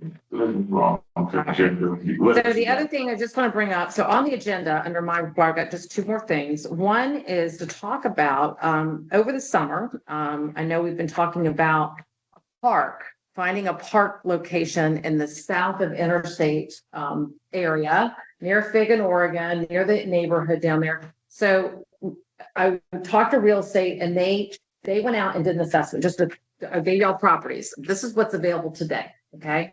Of what, and what I want to do is just to get this ball rolling. I want to know if this is on the right track. Are there certain properties we should be targeting, certain areas? Is there something you like here? Obviously, these are available, so there can be conversations going on, but I don't want to start going in a direction that may not be where, you know, the neighborhood would like to see something. So I see an audience. So that's what this is about. I just want to clarify, because when I saw potential sites for neighborhood parks south of Interstate 4. Correct. That's what it says. Oh, I'm sorry, 275, that's my bad. No, 275, yes, south of the interstate, yes. Yeah. That, okay, and that relates to the backup we got for Rock Correct. Big and those guys. Correct. And I would like to see the organizations that represent that area really take the lead on this. I don't know who a good spot would be for a park or whatever it is down there. You know, so whoever's down in that area, I think it's you. Well, I think we got You would be happy to, right? You know, I mean, y'all take a look. I mean, I know north of the interstate, I mean, something was John knows south of the interstate, but north of the interstate, that's where I roll. But when you go on the south of it, that's all leave that to you guys. Yeah, The old if west. you're looking for my comment is, I noticed that all of these are east of Rome. And the majority of the single family homes or the family homes are on the west side. So all these lots are nice, but they're all like in the middle of the commercial or industrial area. Not saying we can't do something with it. Okay, My preference would be to be on the other side, but we also do have the president of the North Park Civic Association in the audience, so Chair, we'd like to grant her a couple minutes, maybe she can opine as well. I can go right ahead. But just give your name. yeah, You got a mic so we can hear you? there's a portable, where's that portable I one? did not know that. There it is. I'm Thank you. talking to me. I am Nicole Ansonis of the. Oops. Around Monday, that's pretty good. Yeah. Nicole Ansonis, president of the North Park Civic Association. I was thinking about, to Carlos's comment, I think one advantage of the east side is the fact that there are a lot of open lots that have something as big as this. It gives a lot of room for, you know, putting ideally a little center where there can be, where we can hold our meetings. So like a community center, as well as outdoor space for the community. Because now we meet at Willis and it's not very convenient. We get pretty good attendance and we get pretty crowded. But also if we want to hold any kind of neighborhood event, you know, there's no park to do it at, and the commercial space to do it in is also a little challenging. So it's hard to bring the neighborhood together. I agree with Carlos, the single family homes tend to be on the west side of the neighborhood. But I don't know if there are lots, you know, maybe as big as this one to allow for combination community center. Which one are you pointing to? This I'm one's sorry. the 1316 to 1302. What's today? It's just available. I've actually spoken to them many times. One of those hold it forever people. I think on the single family side, it might be priced out as well, even for those homes. Yeah. Yeah. And then I'd also like to add that I think that the single family side has a closer access to, the Armenia Park on Armenia. It's closer there.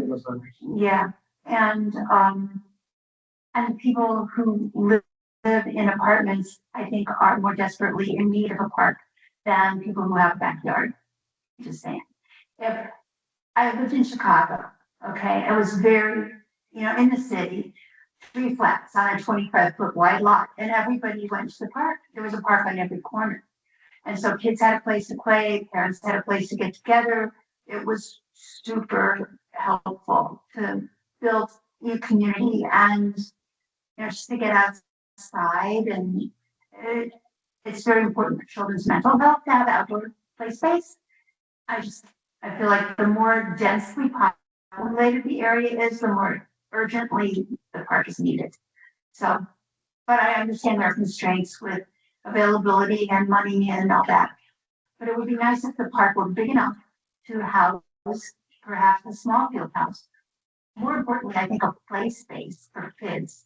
Because we are seeing more children coming into the neighborhood, which is, I think, a really good sign and lovely. And parents shouldn't have to move away so that their kids can have a place to play outside. I agree. I mean, I think I've been asking for this since I came on the CRA board, on the CAC board. So, yeah, I think if we could get this accomplished, that would be amazing. Well, This Right is the now, our first parks- step, yeah. Yeah, our parks are across usually main roads, so we have to cross Howard. okay, this, let me ask you this, since we have the practical chair here and you here, is anything that we have here presented tonight looks anywhere close to possibilities? I You know, to narrow it down to 13, on the picture there, I mean, 13, 15. 13, 16, what? 13. Do you like that one? Okay, Okay. which one, is it all of that in the It's red? big and willow. What's that green? What's that green thing? What is the green mean? What I'm saying is one that's dark, I green, shaded line says, am I looking at the right thing? I don't know. No, it is. There's a site right there. Yeah, that's it. And I'm not sure. I will talk to real estate. I'm not sure. These are 9 adjacent lots by the same owner. Huh? At the property appraisers. Okay, so we're talking about the whole in red, on Pig and Willow. Yeah. Okay. That area there seems to be the area, There's a picture below it. Yeah. That's a nice, and it's all the buildings. You like that one? Okay, that's a Yeah, no, possibility. and down here, I'm looking at, So is that available, Brenda? Well, I don't know if it's available today, but it was available. So I will, we can have real estate talk. I mean, you know. Move a little, you know, have some conversations. the other one that's Mhm. here on Oregon. Yep. And North B. The one benefit of that is that there is a building. 202, yes. On that So, corner. from what Yeah, I that's a nice corner there. What I And the understand, wooded lot, and there's beautiful trees there, like Yeah. mature trees. So that way that lot is also nice, since the building's already there. so 202 North Oregon, and I believe, No, she's talking about this one here. There's a combination 202. of all of this. Yeah, this whole thing. This is talking about 202. from what I understand on the, this, this whole area, that property and the one on the corner are the same owner. The one in between is a different owner. And from what I understand, they're being marketed together. There's some kind of arrangement. Yes. So Okay. you know this, yeah, they're all being marketed together. I don't know how long that's going to last, a little contract that they have. But so right now, you're dealing with one entity wanting to really sell all those parcels together. Yeah. And I believe it's $6 million or something. That one that the first one you said. That would be our first preference. But then Yeah, we move preference. to have real estate, look at that. Sure. I mean, we had some programs, if we don't do something, they nothing happen. That's. We can start looking So at do we need a it. motion? Yes. Yeah, sure, why not? So who wants to make a To look at call? Are you done, Mr. I'm sorry, I didn't catch your name. I'm sorry. I make a motion for real estate to look at the property located at 1316 to 1302 West Big Street or a park south of the interstate. And our second choice would be 202 North Oregon Avenue. Okay, is there a second? I second it. Is there any discussion? All in favor, say aye. Uh, All opposed, nay. Motion passes. And it's the intention to be a park. Yes, Correct. Okay, let's move on. Thank you very much. perfect, that's what I need. Thank you for coming. All right, well, yeah, Ms. Brown. Okay, let's just one last thing, Florida Redevelopment Week. The Florida Redevelopment Association is doing this new thing this year where they're kind of identifying a whole week where we're gonna celebrate redevelopment. And so it's September 14th through September 18th. And what's gonna happen during that week is we're working on some videos of all the accomplishments that we've been doing in all 8 CRAs and kind of rolling 2 out a day on Monday, Tuesday, Wednesday, Thursday. And then Friday is going to be an open house where we're going to stage it over at the East Tampa Outreach Office. All the teams will be there. The housing team is already there, or the grants team will be there. And the projects team, and we're inviting the public to come out, anybody that's interested in grants, anything. It's an open house, and we're hoping that if it's successful, we'll do it once a month. And so wouldn't that be fun? So we're promoting this Tampa CRA open house. The CRA board this Thursday, we've asked if they would do a proclamation to designate that week as redevelopment week for Tampa. So we'll get a lot of promotion on it. And just so y'all know, I sent you later this afternoon, all of the grant flyers, because I know I've sprinkled them in the packets, but I gave them to you all electronically, and I have hard copies back there. So all the programs have been updated. They're all active. Everything's on board. And so we really want to get these programs out to the community, and we want to, spend the money. So that's where we're at. That's it. Let's go to and we report bond managers moves to old business. Yes, Mrs. Yes, Old business, I did have in terms of projects. Okay, go ahead. Okay. Yeah, well, the last meeting was sort of in June, because it was in July. We had made the motion, and approved the motion about setting aside money for the alleyways. And that was approved. But in other words. Is that in his motion making thing? His motion trying to show it? Yeah. Okay. I don't know, I'm assuming it did. We made. It is. It's an emotion. Okay. But anyway, we made the motion to allocate the money, but now we need a program to implement that. We didn't really get into how we're going to implement that expenditure. Because we're gonna need staff to come back and, well, we did talk about making sure the legality of it, but Right. we need now staff to come back and bring us a proposed program for how this would work. Right. And so mobility did have it was at city council last week. They came forward to talk about the whole alley issue, because it's interesting, because we did this wonderful alley plan here. It was, I think it was Splendid, that said, oh, let's look at the whole city of our alleys. So without broaden the scope to all the alleys, so we're kind of like the the engine that started all this, which is great. And one of the things they were discussing was how to improve these alleys. Could the city take this on as a project? Okay, or they would do it and we could do a work order. They don't have the equipment to do it. They don't have anything small enough to get in an alley and just pave it and do that kind of stuff. We know we're cleaning our alleys because we have that contract on board with Emerald. So we've done alley cleanings. So the whole discussion was talking about how they could engage a citywide contractor to do improvements, where we could possibly then, if we already have an alley plan, we already have a priority list that's already started, right? That we could actually go under that contract to improve alleys to go less quicker and smoother, or would we be going out on our own to do it? So there's a lot of conversation about this, but then the budget came into play and then the three and. Okay, I went down and talked about it.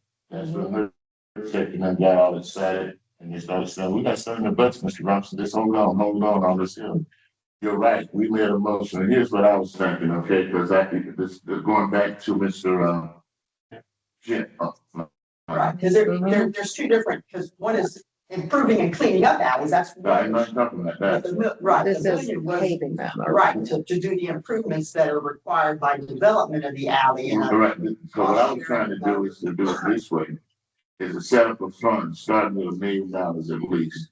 So that, say, when the main homes, anybody that's building a house, they gotta deal with the alley. And he did submit something, you got it, I think I got it, and you got it.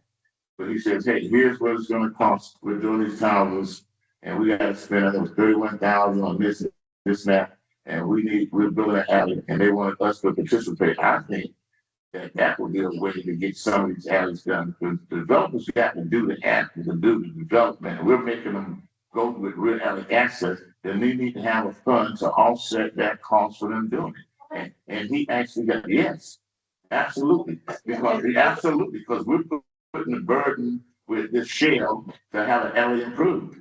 And what happens is you're not gonna get the whole alley, but we need to offset that cost, which will lower the cost of the home.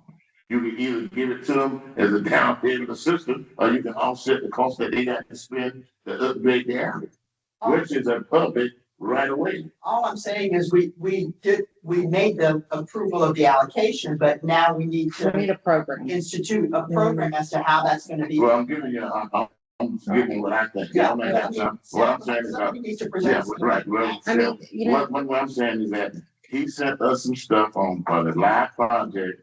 It said it was gonna cost, they had a real cost, real contractor that they were spending, it was like 31,000, that ain't that amount of money. Well, I know right now, kind of money we got coming in here over the next 15 years, to offset the cost.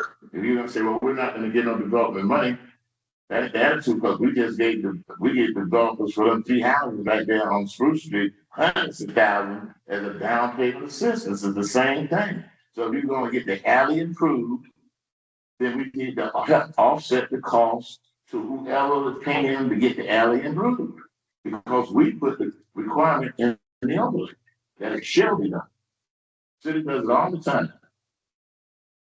I'd like to make a motion again to move it along, Go ahead. that we request that staff come back with a proposed program to implement the funding that we have approved for alleyway improvements. Is there a second? Second.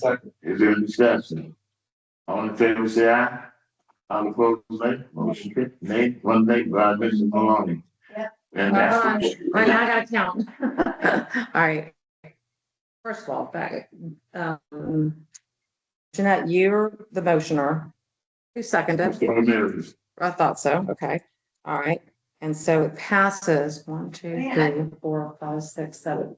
Okay, it passes. That's all right. 6-1. That's what I did. Yeah, and you see, that's because, and he had actual real numbers of an actual alley that was being improved and what was cost. You saw the email. I did, that was the first version of a very long and complicated conversation. that we Yeah, had. but I thought, because he said he was gonna come in and make an act. Oh, but he didn't ask tonight. So I agree with Jeanette that we were already in agreement that needs to happen. But it's gonna be a multi-pronged approach, just so everyone the committee knows. We did that study. The study came short of Implementation. implementing which alleys are open, which ones are not. And by open, I mean which alleys are supposed to be used for entrances and which ones cannot. So the first thing that needs to happen, and I believe Sir Van Last year, is talking about this mobility is to look at that study and then kind of identify which alleys we need to have access to and which ones we don't. Once that's clear, then yes, I think there is a benefit to paving these alleyways for everybody on that block, not just the developers. Now, the other thing we're doing is we're asking mobility to look at standards on how we need to improve these alleys. Do we need to pave it, or do we need to do ribbon or crushed rock?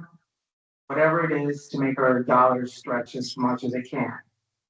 We don't think it needs to be paved. We think there might be other options, but again, we're leaving it to the engineers there to look at. As far as an assessment of how much it costs, I would ask the city as part of this process, come up with their own estimate to see the prices that they've been getting and kind of, go about it that way. Yeah, the biggest thing I have with the alleys, by paving, doing anything to them, is that I don't want to do anything to the alley to somebody tell me that the infrastructure in the ground, because there's sewer pipes in these alleys that run east and west. I think I've proved that 100 times. That we definitely say it's in good condition. It's not going to collapse up. We spend, half $500,000 on the alley to be 1,000 foot. It's 1,000 foot long. $500,000 to improve the alley, whatever river, whatever, and then the pipes going to clean. So we need to make sure the tier should be confirmed that the infrastructure below is good. Okay? From mobility, sewer, well, water, whatever it is, and then. So that's gotta be part of it, to an assessment of the below the ground. And then I think we got something there. And we got the money to do it. Because we're supposed to be doing it right now, your alley and the alley, that's the other part that, I know we're talking about this new venture, but remember, we're supposed to be looking at the alley up there by the commercial. Yeah. Okay, so what happened to that? The 3 alleys, Yeah. that's what we're talking about. That's when we're waiting. What are you talking about? No. Well, first of all, Hold on. okay. Mr. Trent, can you explain, to the show motion, how it's different from My motion has nothing to do with what we've already approved with the pilot project for the alleys, residential and commercial. That's one project, and that is it's in the very beginning stage. My motion has to do with alleys that are required to be improved because a builder is building a home on the alley. We allocated $1 million, but there's no program to implement that. And so my motion is asking staff to bring a proposed program as to how that will be implemented. Okay, correct. And that may be accommodated through the commercial development grant that we already have. You see, we already have, which is basically that. It's when someone comes to apply and say, I need help because I need to offset costs. So I have to explore that with the projects team and Director I McCray. think the commercial grant is more for facilities, not for infrastructure. Let's see what that looks like. Because to create a new program. Developer of paying anything. What Right. we're saying is we are going to look at that is a large additional cost that the developer incurs when you have to do the whole alley. You're building one house, but you have to do the whole alley. Think about it, when we do. So the developer still has to pay. Yeah. When we do cycles, we don't have to deal with go that. Have a block. So there's 2 different things. There's a CRA initiated project or there's a commercial development grant. And that y'all know those programs took a long time to get in place. They're in place. I'll look back and talk with the project team to see if that's a eligible expense. And I'll come back to y'all with some information on what we can do, okay? Because all this has to go to CRA board. some kind of implementation, because we got $1 million and we want to test it out Right, somewhere. and we can put it towards Yeah, that. but remember, do not be co-maintenance, but we got into this factor with the Main Street development, okay, and all that there. Let's just make sure we have this as a separate thing, just like Separate we got thing. the parking thing, is a separate thing. Okay, okay, the lazy co-maintenance stuff now, Yeah. and so I'm glad you clarified it, Mr. Trenton. Okay, anything else on this? No, thank you. Okay, you chopping at the bit, go ahead. No, I just wanted to clarify ahead, that go ahead. about the, I don't see our responsibility lying with assisting a developer in reducing his costs. But you don't believe anything about down payment assistance then? No, that's not, that would be assisting No, that's the assistance. buyer. No, that's assisting That's the different. developer cost to come back. But anyway, I was confused because we were talking, we allocated money to improve alleys in the commercial district. And that was great. I think that's a great idea. That's a public benefit. Everybody's gonna be able to use those. Those,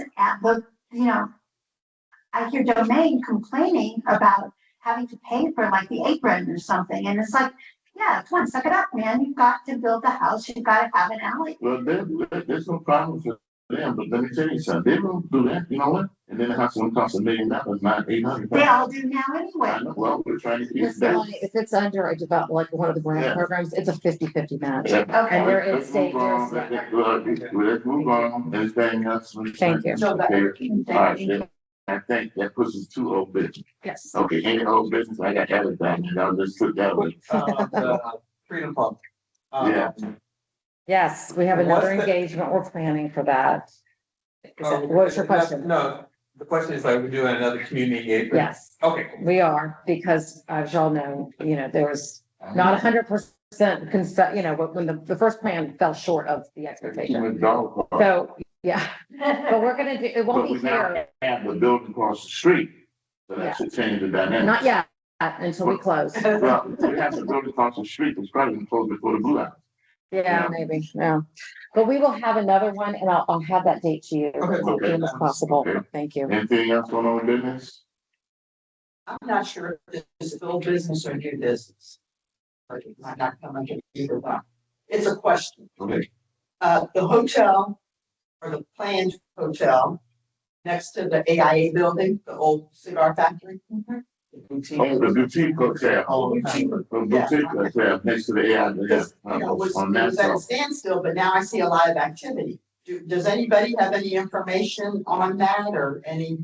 Okay. Yeah, that's a bad development. Yeah, and I But just they, was wondering, well, because now I'm seeing. they took them a while because they had to get the windows and they had to build the expensive stairwell fire exit.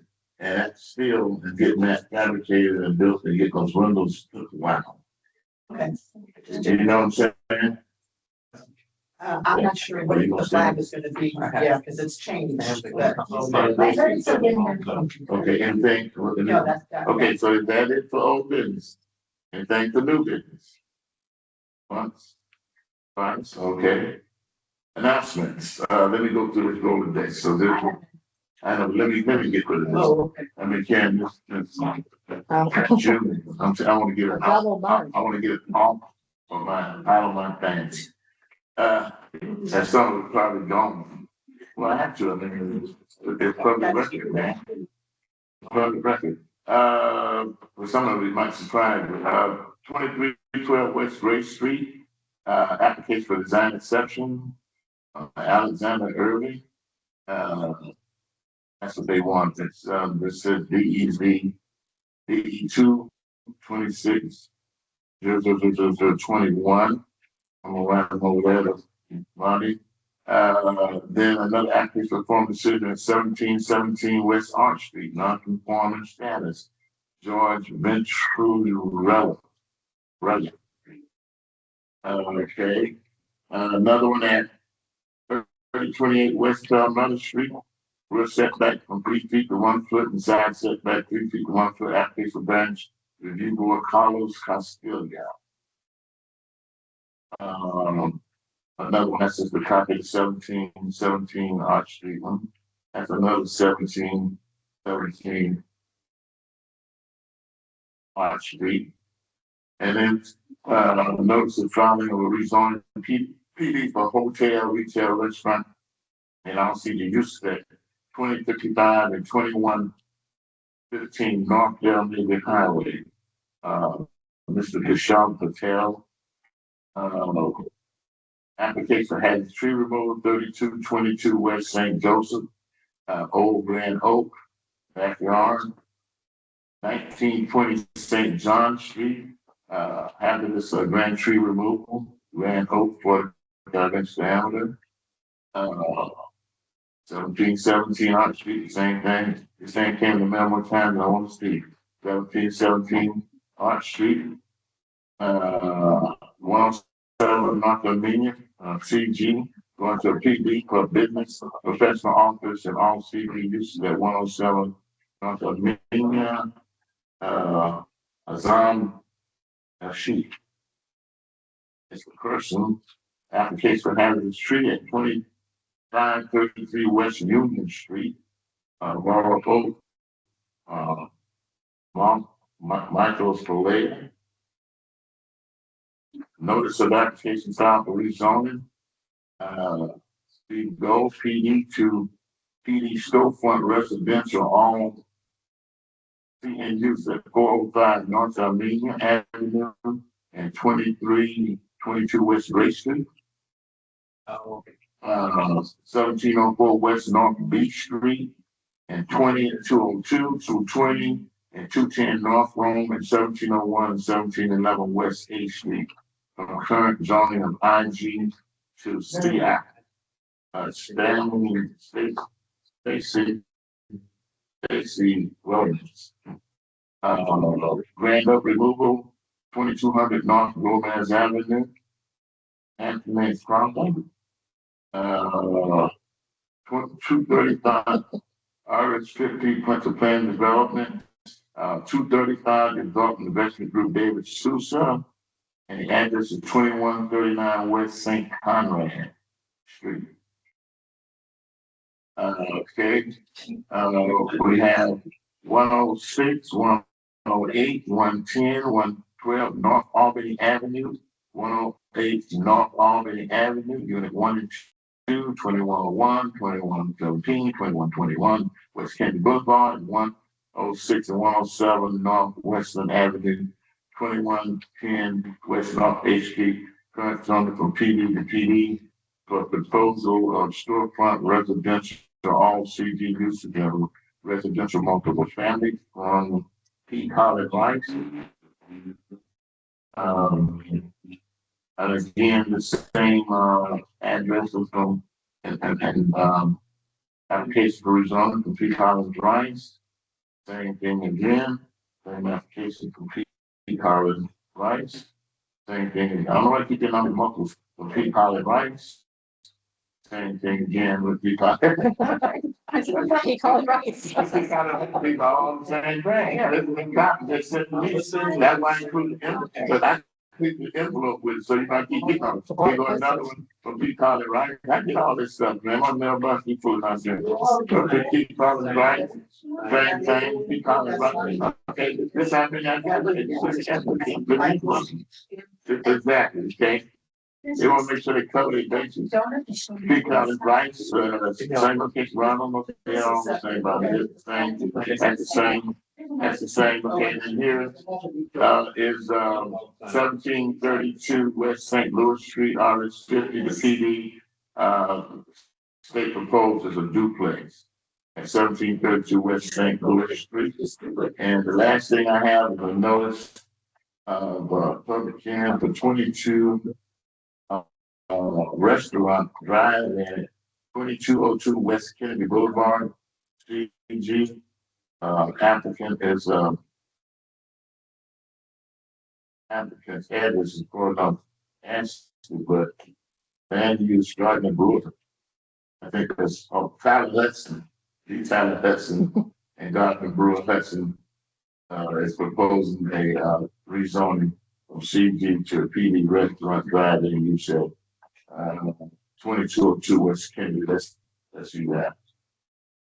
So that was what I got And it says, our next meeting is, now, who had the announcement? Yes. I just Go for it. wanted to, and some of you were there, I think, Well, but, and this is outside the CRA, but I thought everyone would be interested. all agreed? There was a very nice, groundbreaking, if you will, or kickoff for the Guida House renovation.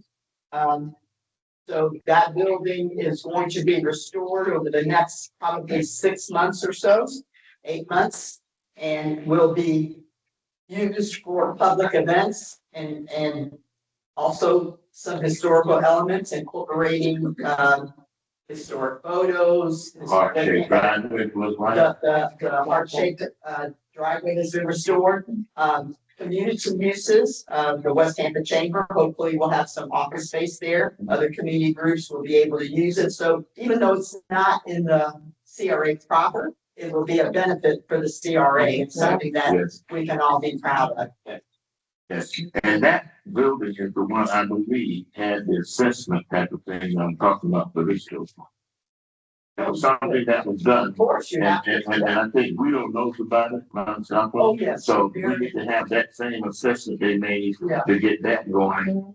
Use that same approach to this building. Okay. With that said, I have one announcement. Oh, I'm sorry, go ahead, Mr. Longman. For the, art studio that we are gonna be building on Main Street. I want the architect to come here and give the presentation. Y'all having a what? Say that again, I'm sorry. What? The, architect that is designing, we have a 14,000 square feet block Okay. on Main. Oh, okay. It's being designed for an art studio, Where is it? 34 units. Where is this? Already. It's next to the, it's next to the, Next to laundromat? What, Yeah. what, talk to me now, say this to you, where is it? it's on Main. Main is a big Thank street, you. right? Well, it's Main, next to the, laundry West of the laundromat. Oh, that right on the other side. Right. So that used to be our, warehouse. Right. So it's a small lot, 14,000 square feet, so it'll be raised 4 stories. 4 stories, 34 units, Oh. all affordable. Really? Yeah, so what the ground floor is gonna be, the ground floor will also have an artsy studio. As well as a retail space. So I want the architect is Kevin Bessel. I'm gonna give you the, Brent, I'm gonna give you the details. I already told him. So reach out to him, so he will come here and give us a presentation. Absolutely. We reach out to Brenda. Yeah, you'll send it to me and we would That's love to nice. entertain that. That's what we wanna hear. Yeah. That's what we wanna And a hear. 40-unit affordable housing, 34. 44, Is that gonna be? No, 34. 34. 34 It's units. 34, I'm sorry. Upstairs. Ah, Yeah, it has a, With artists. a clubhouse upstairs. On the top roof, he has a clubhouse and then, 3 floors of residential. Oh, for the residents in there. Yeah, one And and 2 bedrooms, 34 units. So that's right across from Dunbar. oh. Yeah, you're right. Somewhere around there. We'll schedule. Not directly across from the Lord Hill. They're not right there. Okay. Does he have concept plans? Okay. It's outside. Yeah, so South Side. All right. It's in fact. Yeah, we're gonna have, we put a waiver for off-street parking. Also requested for lead local. Because it qualifies for lead local site. And then I think we have 24 parking spaces on the ground floor. And then, the artist studio is on the, it's also on the ground floor there. And as you go to second floor, that's when you begin to have the units. Second, third, and fourth floor. So total of 34 units. Y'all on that building on Main in Romeville. The corner store. We're trying to, yeah. Okay. Can you, When are y'all gonna get the hotels? Anything on the hotels? on the hotel, they're in the process. We waited for Tico for over 3 months to relocate the, They're over there now putting underground. yeah, they do it now. Yeah, After we complain, I had to write to the, Tico, superintendent. Right. I mean, we were waiting for them to, they just wouldn't do it. They delayed us for 3 months. Okay. Would have been done by now. But that's what the whole wants the power. Okay, So- yes. I'm sorry. Listen. Yes. Go ahead, Ms. Flynn. I heard that TPD is Yeah, taking over, 80% a building for the evidence? No, that's on Highway North. Okay, that's what I heard. That's north, that's north of the pass, well, Cause it said that's, Howard. I know, but it's not, I know, yeah. It's up there, North up, of the- you know, the funeral. Kevin Bessel. Based on That's, that's a lot. Yeah, so that's his number. Okay. Call him, if you don't get him, let me When know. Howard Alright. Creek, back on that side, way up there. Because it didn't get a. Not exactly, I said, Howard to all. remember I asked that, they first brought up when 2 years ago, when what's the Rocky was. It's not. It's not up in here in Howard, it's way up there. And there was no address, so I. Well, you know, it's everything like one be, like, it was on city council, and it was a very debated issue with city council. Well, and I mean, they did a whole thing, and all that, so, okay, thank you for Yeah, clarifying. yeah, I thought that too, no, it's a Howard, Yeah, they do that, but it's way up it's there. up there, okay. Well, that's not from Tampa County. Okay, anything else? And our next meeting here is the 15th of September. And therefore, the meeting time, I would like to ask the technique, will you get both screens to show the same thing? I was working on I've been on that. Okay, with that. Mr. Jackson. All right. You're something that. Yeah, it's that rest of that, you know, it's open, cool. You know, I guess, Sabotage.